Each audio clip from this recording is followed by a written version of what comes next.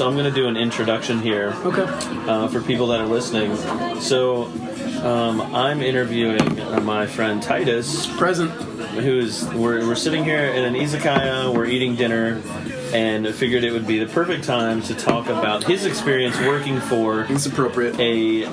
Working for an Eikaiwa, which we won't name unless he wants to name it, but we're probably not going to. Well, it's probably not going to come up. And it may come up by accident.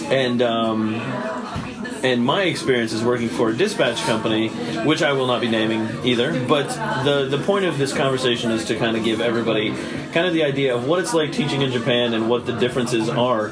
Because there are some big differences between working at an Eikaiwa and working for a Japanese public school. Worlds of difference. Yeah, when it comes down to like teaching and management style and just so many different things that I know that people... What age group you teach? Right. And I know that people that want to come to Japan ask the question of, like, what's the difference between working in an Eikaiwa? What's it like working in an Eikaiwa? And so, hopefully, through this conversation that we're having, somebody will get something out of this. And you get a picture. Yeah, you'll kind of get the idea of what it's like. And by no means are we going to sit here and just talk trash on the companies that we previously worked for, because that's not very helpful to anybody.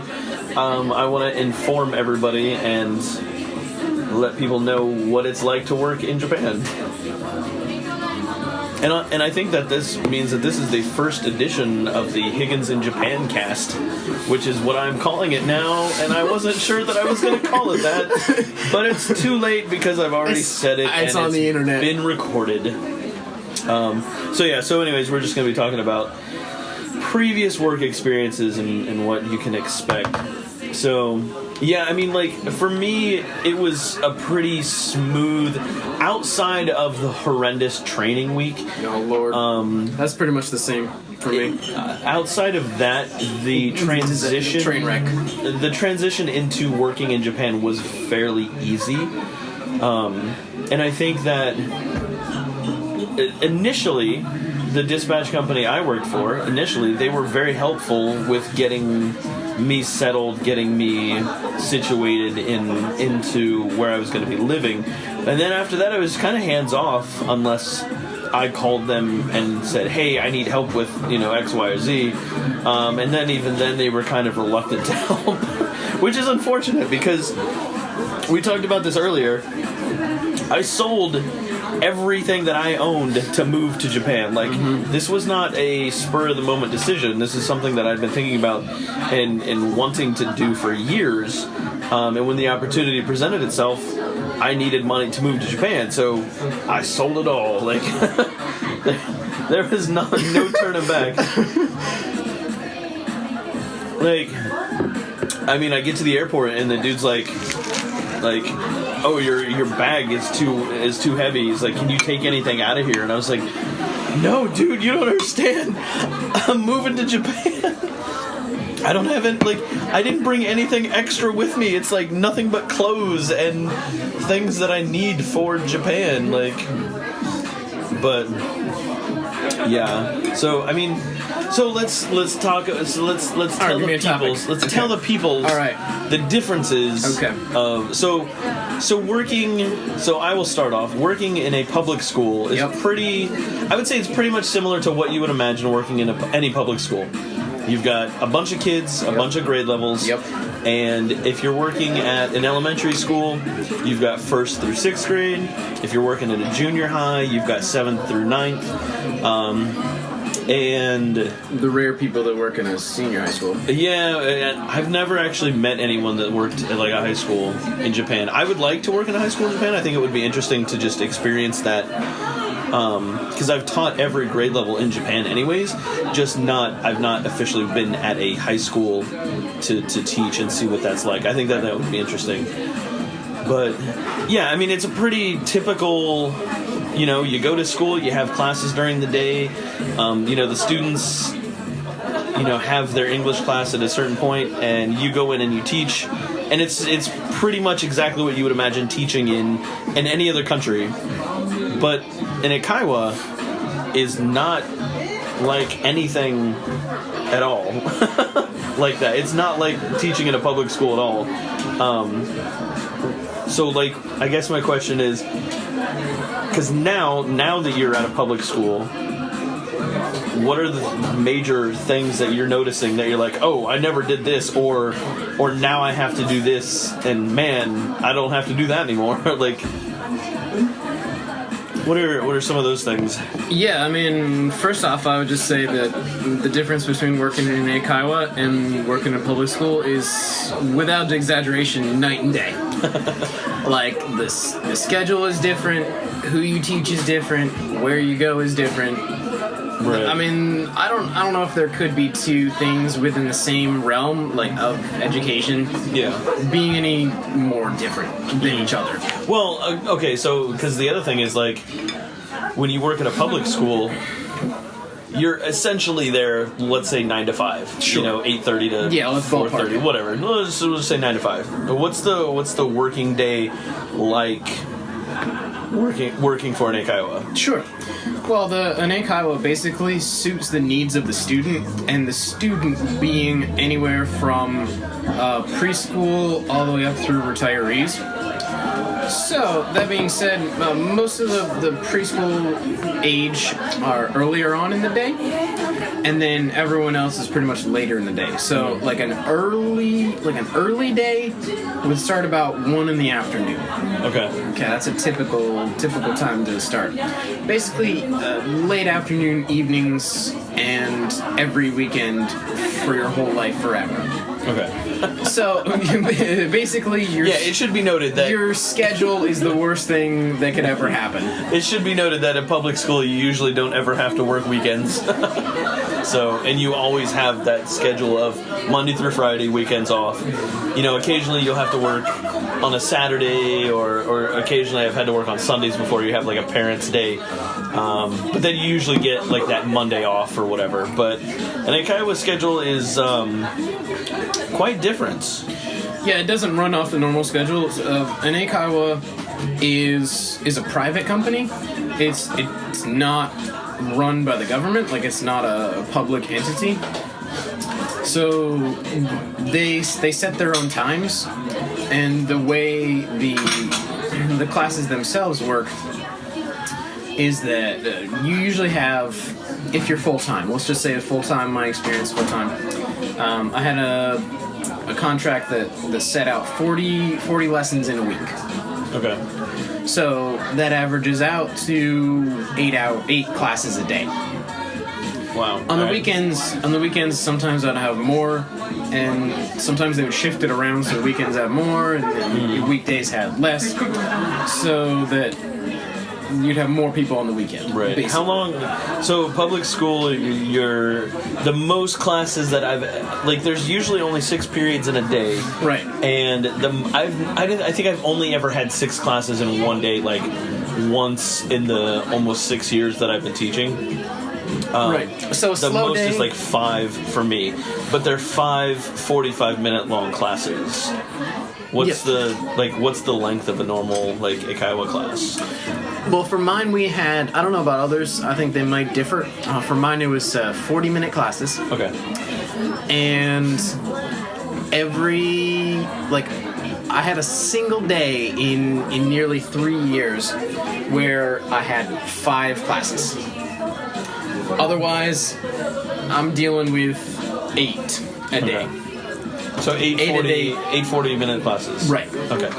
8 40-minute classes, 10 minutes between, and you get one class period for your break time. Okay. And so, average, I would be doing 8 classes every day. Okay. And those classes, the kids' classes, would be set. So that schedule is set. Okay. So every day, like let's say Friday. All right, you come in on Friday. I had 3. Let's say I had 3 classes. Every week is the same kids. Okay. For that class period. That time, those are those kids, and you get that, the successive lesson. Right. Okay. So the kids' classes, they were on successive lessons. So let's say you start with lesson number 4, and then next week 5, 6, 7, and so on.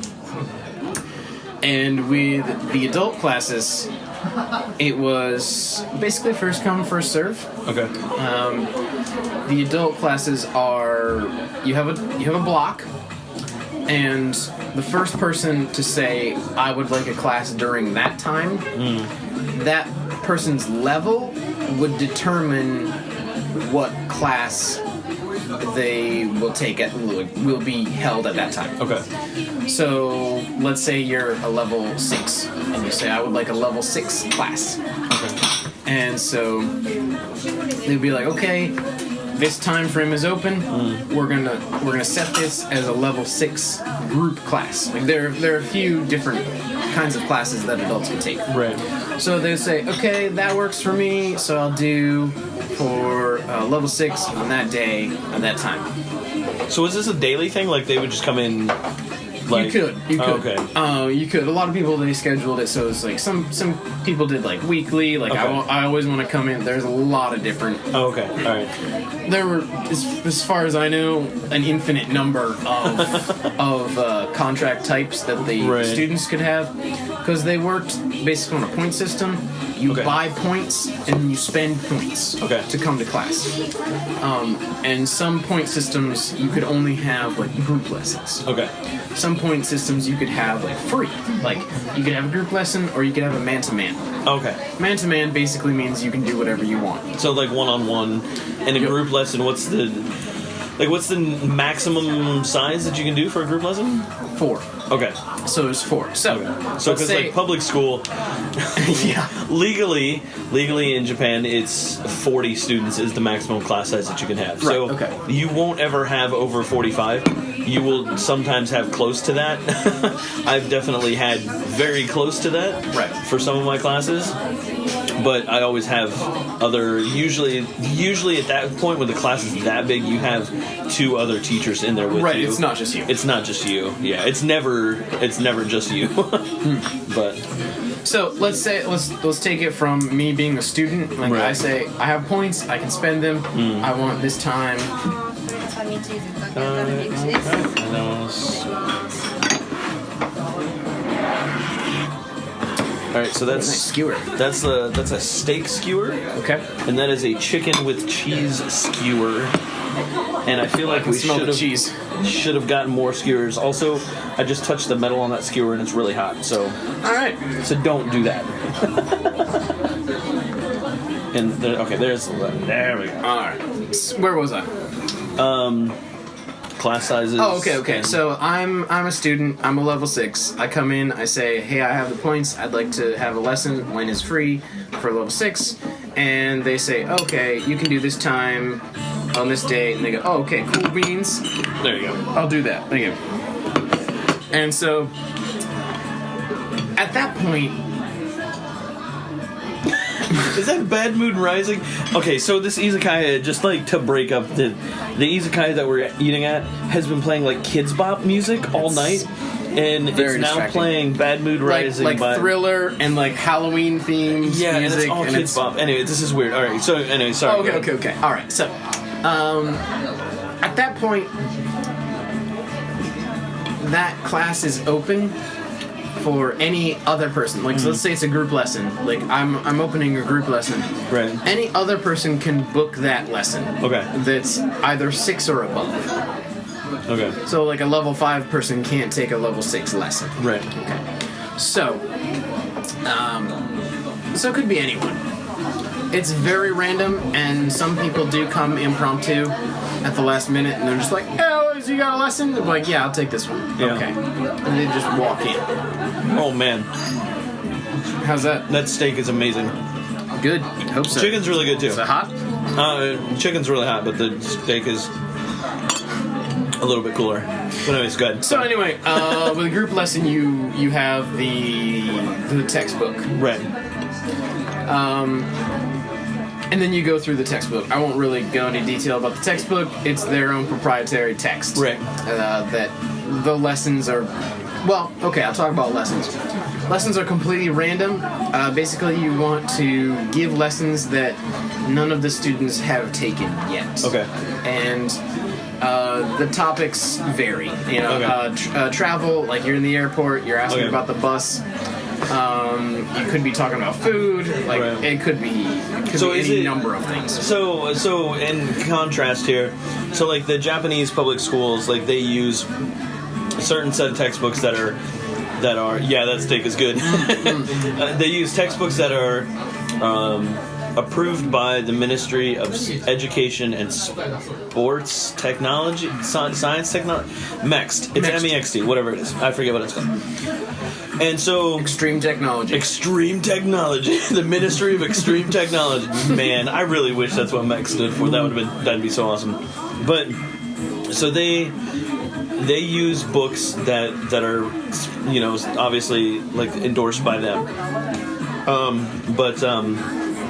Oh, is this like ABC 1, 2, 3, Yeah. Jackson 5, but Yeah. Kids Bop? Yeah. So ADD. Anyways, so they use textbooks and they cover More like mixed books. mixed books. So we. Gosh. Nobody's gonna listen to this ever again. Hope not. So, all right. So they use we talk about like there's a grammar points, there's talking points, there's reading points, and there's writing points. So the textbooks cover everything. I think that they are very general in what they do because there's no like.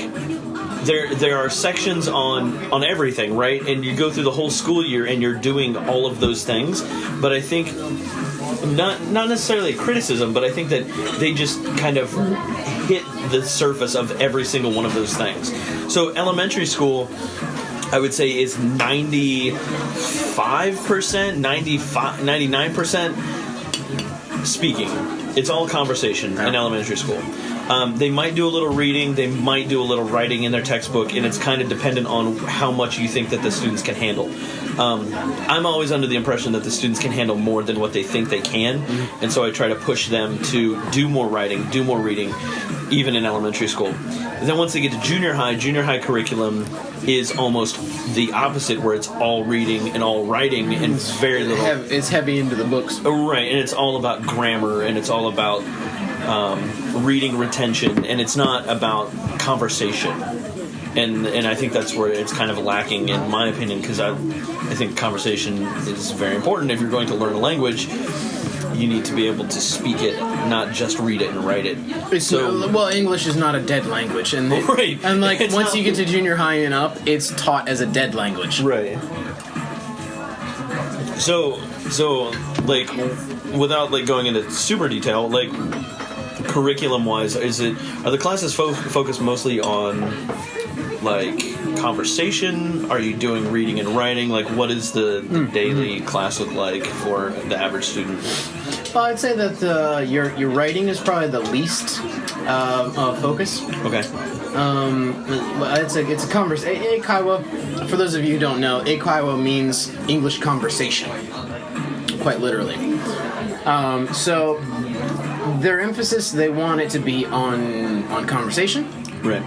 But you can't disassociate that from things like grammar or things like writing, and so the speaking and the listening are the main focus.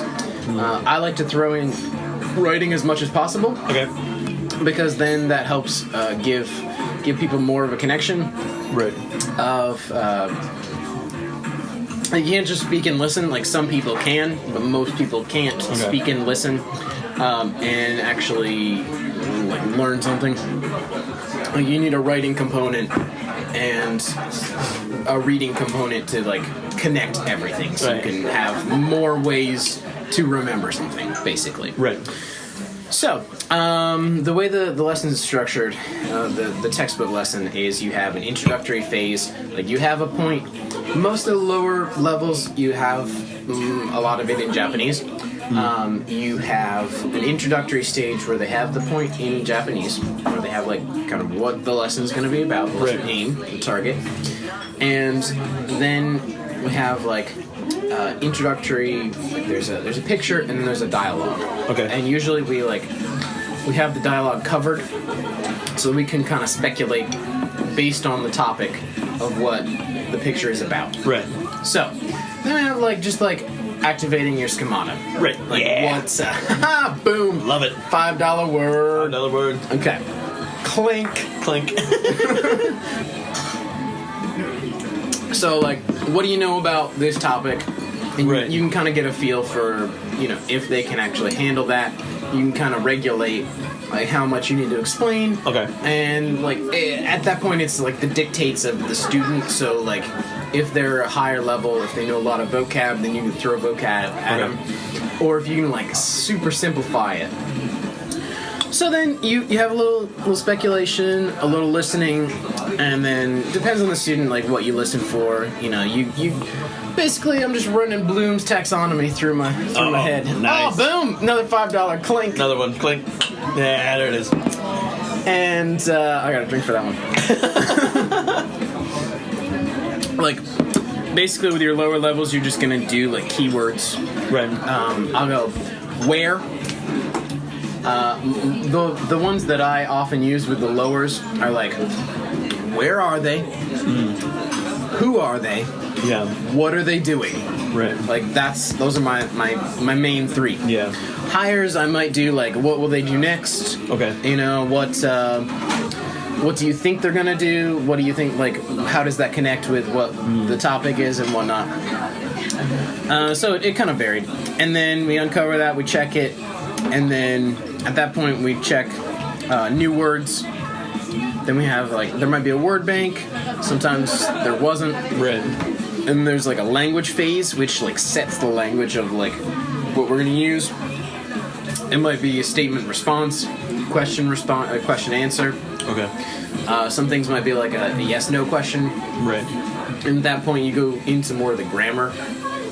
Then we have a listening phase, and with that, sometimes there's pictures, Right. so you can speculate again. And then it's always related to the topic. Okay. Like it's always going back to the topic. Gotcha. And like I might complicate that more, but like the first time I just want topic. Like relate to the topic, Right. listen for the topic. Myself, I'm an American, so a lot of the examples I would give are like, this is how I'm going to talk. I drop a lot of T's. I change a lot. Like T, I would always emphasize T is the biggest change. Right. I'm gonna drop T's at the end. I might drop T's in the middle, and I'm gonna change T's in the middle. Mountain. Oh yeah. Yeah. What? Yeah. Butter. Okay. Oh yeah. When you change the So T I'll to drop an E. I'll drop a T at the end, like what it at that. I will drop a T in the middle. Mountain, fountain, cotton, that type of thing. Right. Or I might change the T to a D. Butter, better, that type of thing. Yeah. Okay. That's one of the big differences. Yeah. And then we go through the listening. Sometimes it might be a match. Sometimes it might be listening for details. Okay. Then we have practice, which is basically there's more information than the language stage. Okay. And at that point, we have more practice. Like it's a lot of matching. Like I have a question, you have a response. Right. And then we go through that, and there's like at least six to eight average examples. Okay. And then we just like question response, switch, question response, switch, question response. And then we get to the end, and then we switch roles. Okay. And then it's usually just once through, switch, once through. Right. And then at the end, we would do production stage. I'm hoping that's 35 minutes, not 35 hours. No, that's This minutes. is the world's longest podcast. Well, podcasts are 35 typically hours. long. But yeah. Okay, so we get production stage, and that is supposed to be like extended, where they have more freedom to Right. add like words and stuff, and like phrases and responses and things that they know already. Okay. I'm just checking battery. Yeah. Signal. All right. So in contrast to like what I did with. We haven't talked about kids. Oh, Do we want to talk about kids? hold on. Let me get back to. Okay, we're still recording. Okay. I just wanted- So whenever I taught like a normal class, like in a public school, it depends on if I'm teaching junior high or elementary school. Right. Because elementary school in Japan, you're pretty much the primary teacher. Right. The teacher that is the homeroom teacher will show up to class, and I've had cases where they help you out with the lesson. They stand at the back of the classroom and don't do anything. And in either case, I don't really care. Like, as long as they keep their kids under control, because you're not allowed to discipline students as just a straight up ALT, an assistant language teacher. You are there to teach English. You're not there to discipline. All right, so that's an enormous difference. Okay. Because you are the sole teacher in the classroom. Right. And as part of that, you have to worry about classroom management. Okay.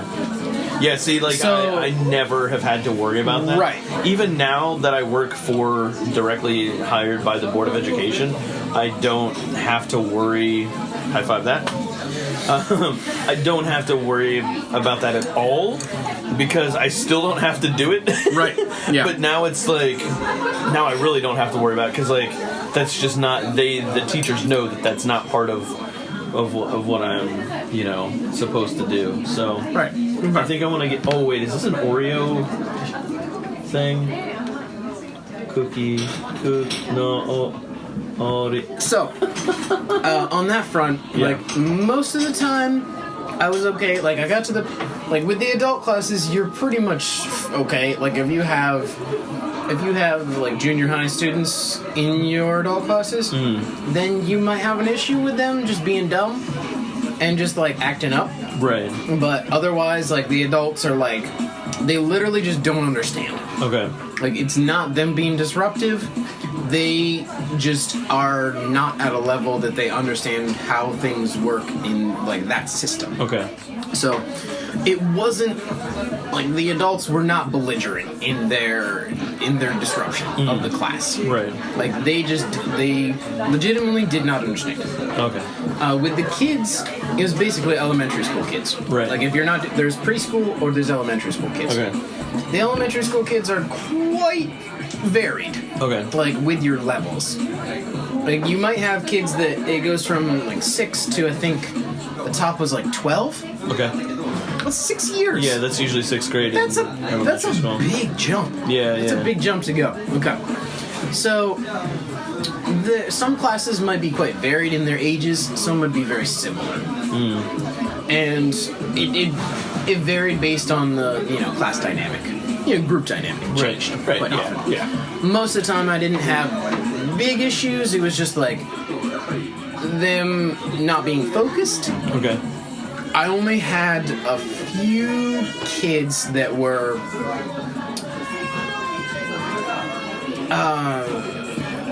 aggressive. I had one kid that was like almost always physically aggressive. Right. So that I tried to mitigate as much as I could, Right. and try and like curb their behavior via distraction.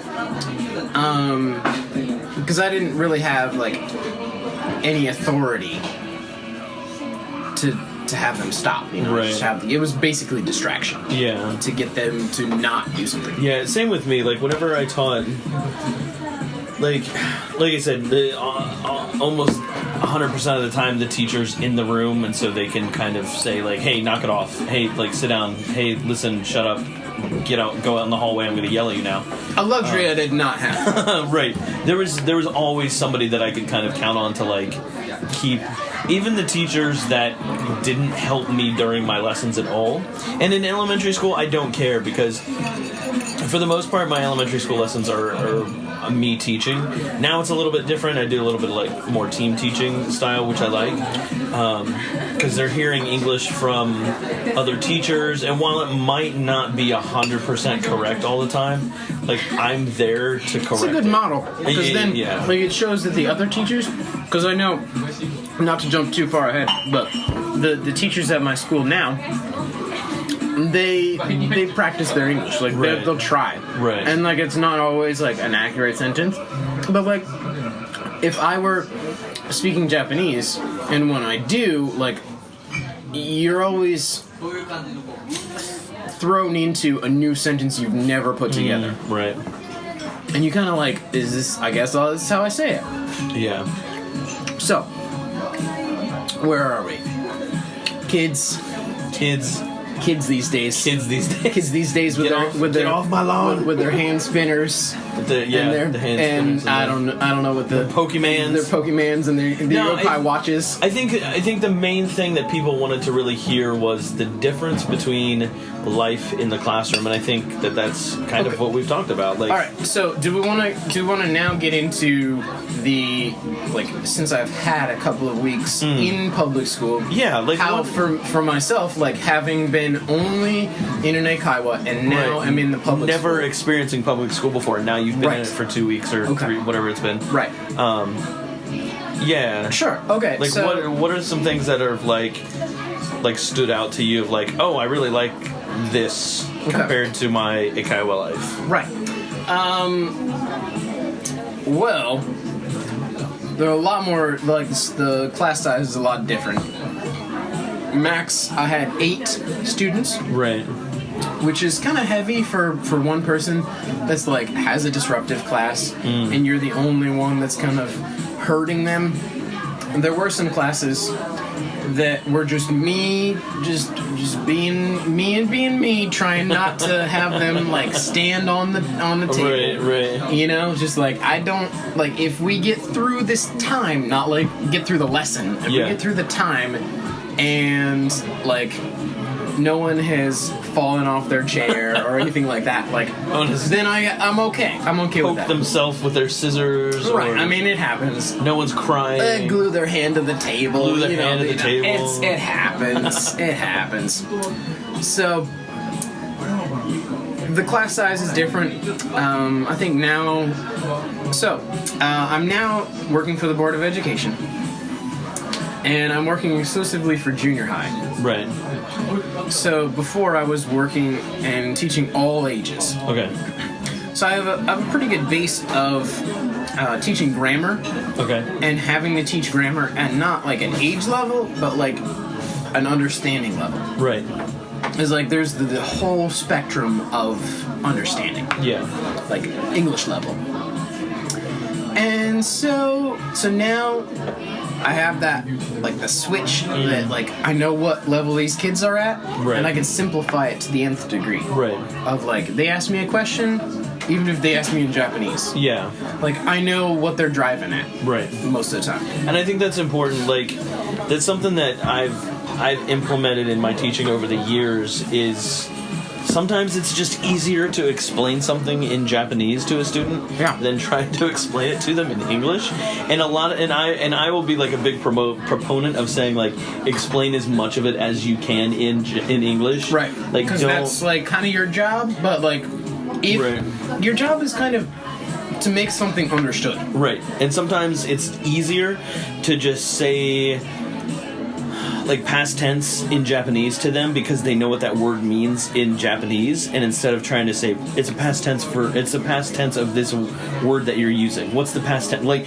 they know what it is in Japanese, so I can just say past tense, and they go, oh, okay, and they instantly know what it is, instead of me taking like 20 minutes to explain to them like, oh, this is what past tense means, this is like, you just use the Japanese word, and they go, oh, okay, and then they write down the word, and you're like, that's exactly right, like that's what I wanted you to write or say, you know? Right.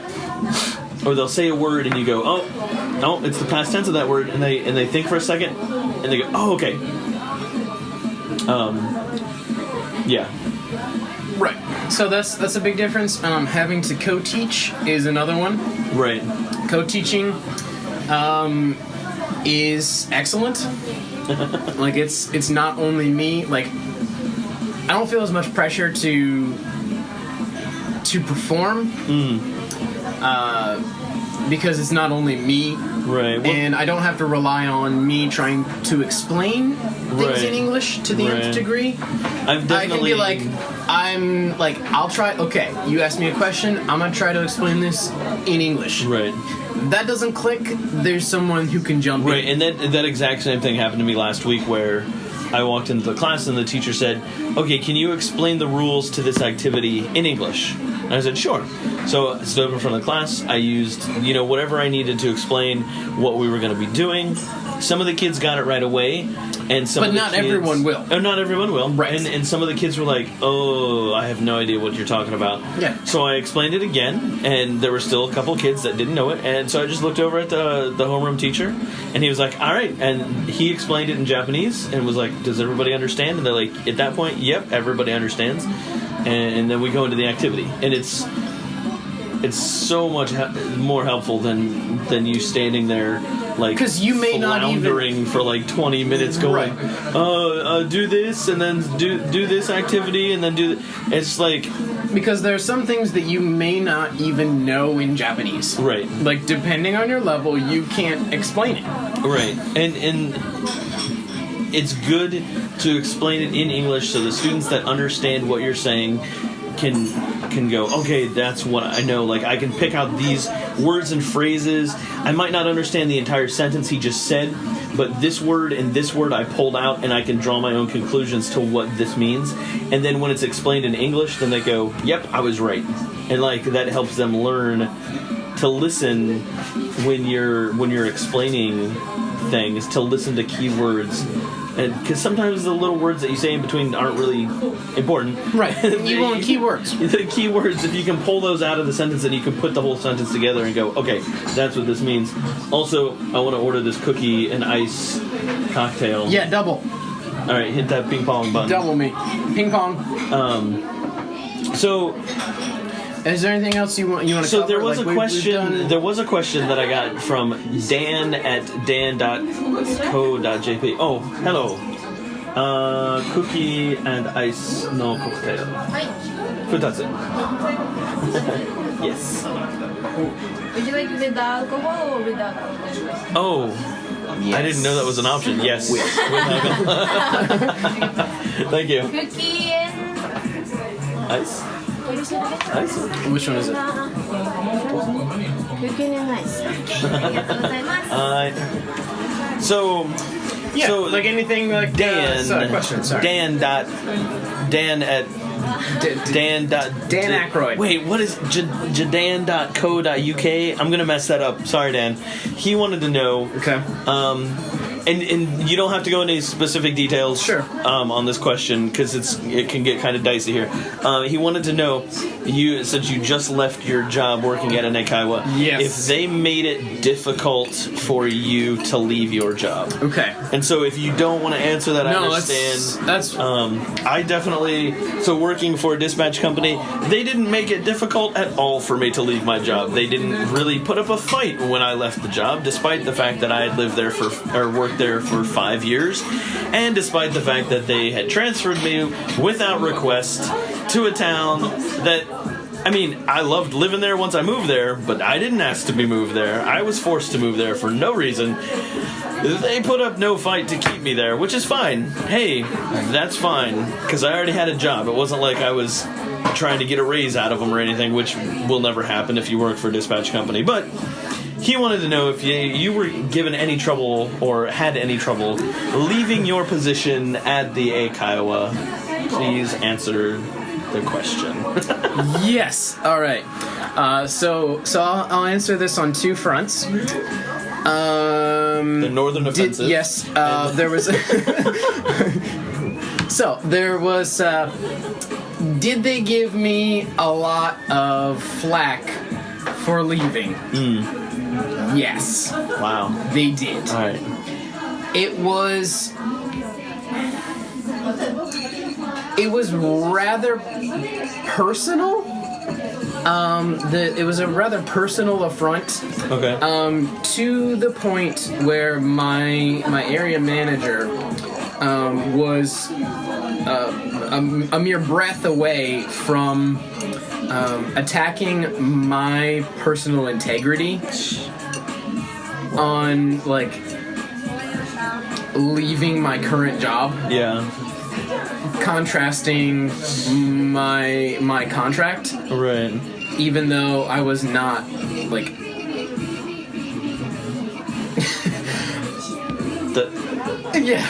it was his response to my resignation was very personal, right? In that, I can't believe you would do this. Right. I can't believe you wouldn't think of the students and their needs. Yeah. Oh, see, and that for me that sucks because like when I left my job, like so a couple years ago I was offered a job to work for a private school, but they wanted me to quit early. And I told them, I said, I can't do that. And it had nothing to do with the company that I worked for. Right. It had everything to do with my students. Because for me... I mean, I had nothing against my students. It was not... I didn't... Okay. All right, there are two reasons to leave a job. Right. One is you leave because you don't want to be there. Right. Two is you leave because you have something better to go to. Right. I left because I had something better to go to.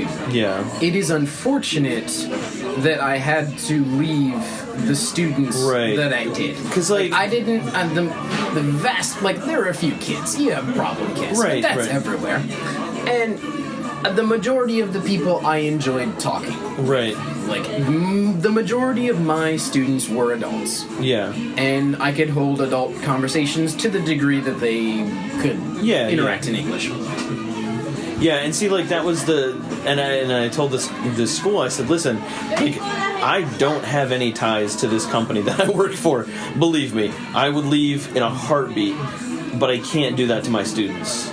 Like, I can't leave with a month left of school right before graduation. Yes. Like, for me, and it hurts because, like, I think, like, not every... And I'm not saying because I'm such this great and amazing teacher that my students aren't going to learn from anybody else. Right. But it worries me when my students have other teachers that aren't me because I know the level... Oh, wow. Like, I know what I do when I teach. You gotta take a picture of this because I can't. Yeah, I got you. Because I know what I do. I know what I teach. I don't know what other people are gonna teach. I don't... Oh yeah, get that. Clank.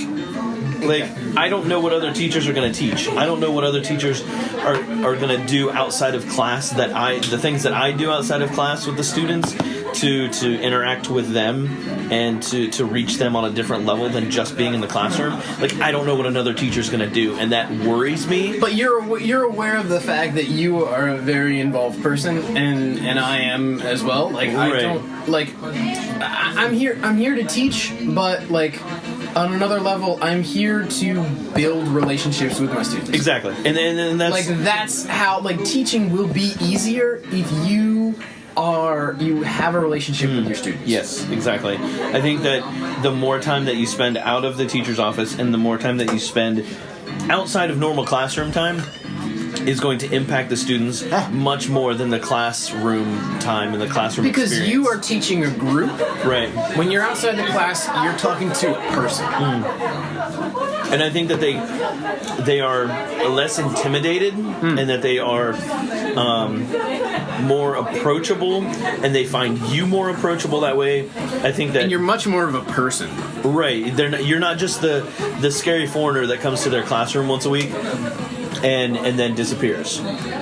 Like, they see you outside of the class. They see you visiting their club sport. They see you helping out in gym, hanging out when they're like running laps in gym. Like, even if it's something as stupid and mundane as that, just like supporting them outside of the classroom, and that goes a long way, I think. It really does. So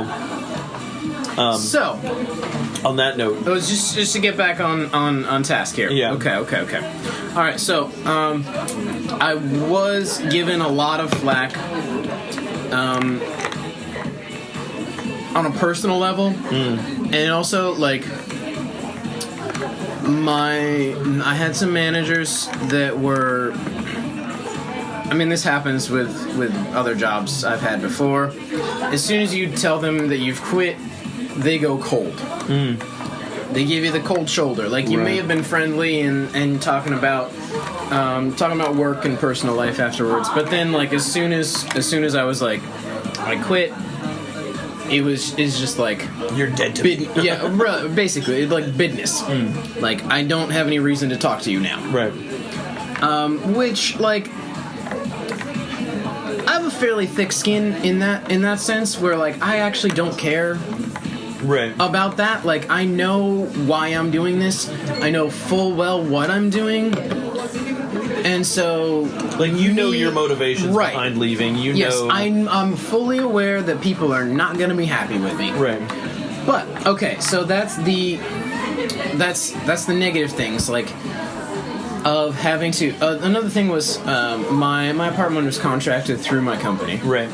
so I had to deal with leaving that and finding a new apartment that like.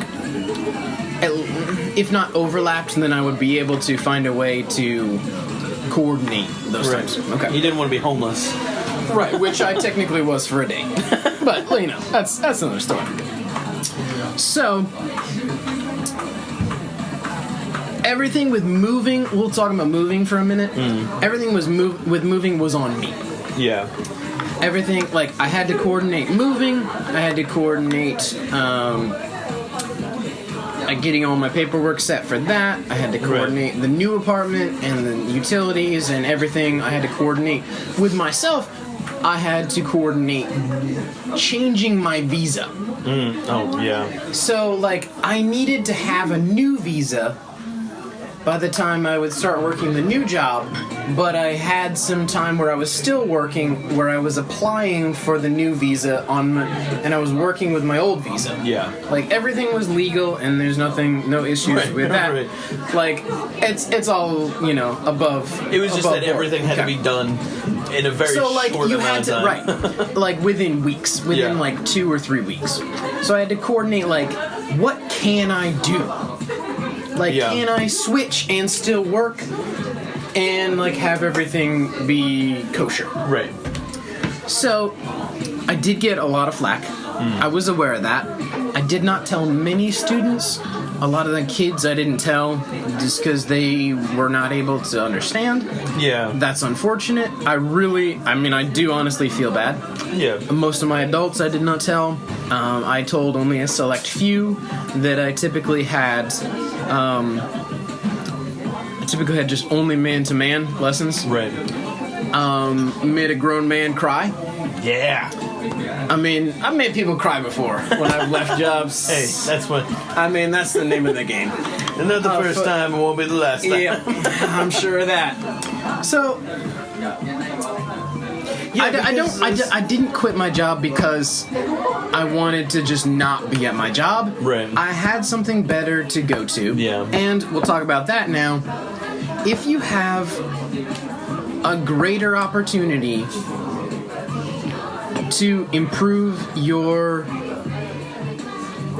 lifestyle and to improve your Quality of living. quality of life. That's what I'm looking for. Okay, if you have an opportunity to improve your quality of life, the pain of going through like quitting and like having to tell my students that I quit, like having to coordinate with my current employer everything and having to go to immigration with everything and they weren't going to help with that, and coordinating with my new employer, it pales in comparison to the benefits that I now have from working in my present position. Yeah. So, did I get a lot of flack? Yes. Was it worth it to get to the improved quality of life? Absolutely. Yeah. Like, the problem for me was, like the same thing. I wasn't quitting because of the students. I wasn't quitting because of the school. I wasn't quitting because of anything like that. And I almost felt selfish because I'm like, I'm leaving this school, like the school that I was at previously. I'd been there for 2 years, and you build relationships with the students. Like I was coaching softball, like that's a big time commitment. That's a big thing that is you're helping in the students' lives outside of the classroom, and you're building these relationships with your students. And it hurt leaving, and there were times when I felt selfish, but the other hand was I looked at my options and was like, if I don't get another job offer or if I don't find someplace to go, I don't want to keep working for this dispatch company anymore. Like, it was to the point where if I wouldn't have got the job that I have now, it's the first time in 5.5, almost 6 years that I considered maybe I should go home. Like, maybe I should go back to the States. Because I didn't want to work for them anymore. And it wasn't anything big. It was a lot of small things that a lot of little things stacked up for 5 years. I mean, the one thing of being forced to move to halfway across the prefecture and not but at having that a point, choice in you that. were just hoping to keep your job. Right, at that point. With the short notice that you were given. Because I had no notice, and didn't have any other options. But it was that compounded with, like, just little things over the years that I couldn't deal with anymore that just were so insignificant that, like, you point them out and you go, oh, that's nothing, just deal with it. But it was just that day after day after day, and I couldn't deal with it anymore, and I didn't feel selfish. Like, obviously, those students, they have a new teacher now, and who knows what that teacher's level is or what that teacher's concern is for the students. But I can only do me, I can only be the teacher that I am. I can't be another teacher. And like I said, I even gave a speech when I left the school, and told specific students, like, listen, because they ask you, like, why are you leaving? Because they don't understand that you work for a dispatch company. They don't understand that you don't work for the school. Like, they see you at school. They see you teach at school. They assume that you work for the school. Right. Everyone else that they see at school works for the school. Right. So this idea of, like, no, I'm just this contracted, It's very foreign to them. It's a concept that they don't understand. Yeah.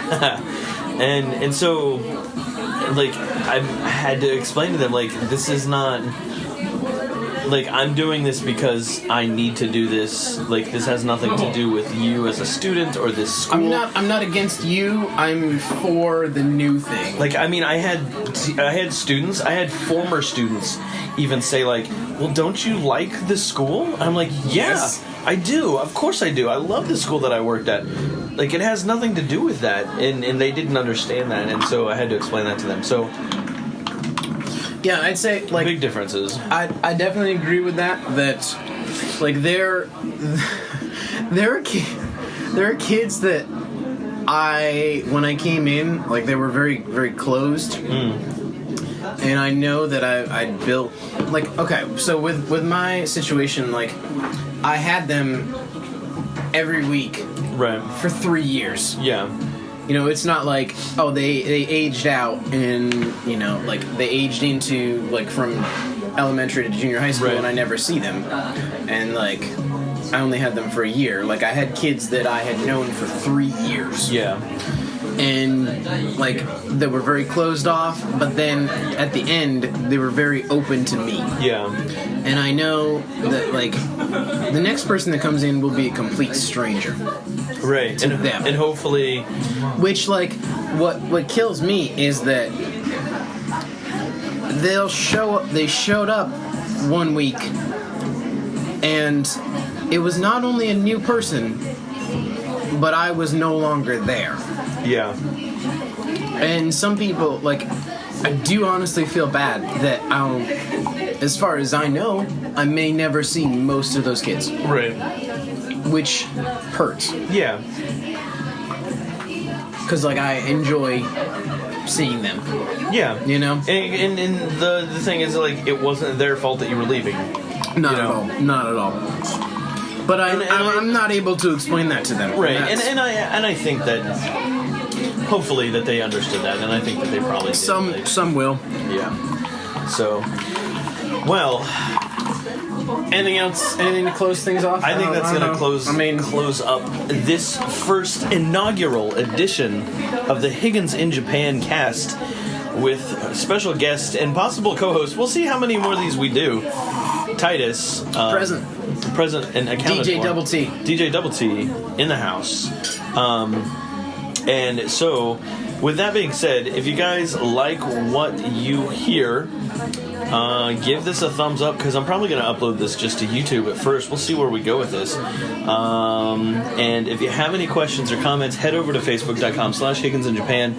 There you can connect with me. You can also just leave a comment here on this video, even though it's just audio. And let us know what you think. Let us know what you want to... Can you not drink right this second? I'm thirsty. I'm a thirsty man. Let us know what you think. Let us know what you want to hear us talk about next, and hopefully we will get to that in another episode of the Higgins in Japan cast. Have a good one, guys, and we'll catch you later. I don't know how to end this. See ya. We'll catch you on the flippity flip. See you. See you. See you. Done. Have good afternoon. All right, see you later. Good evening. Love you too. Love you too. Bye.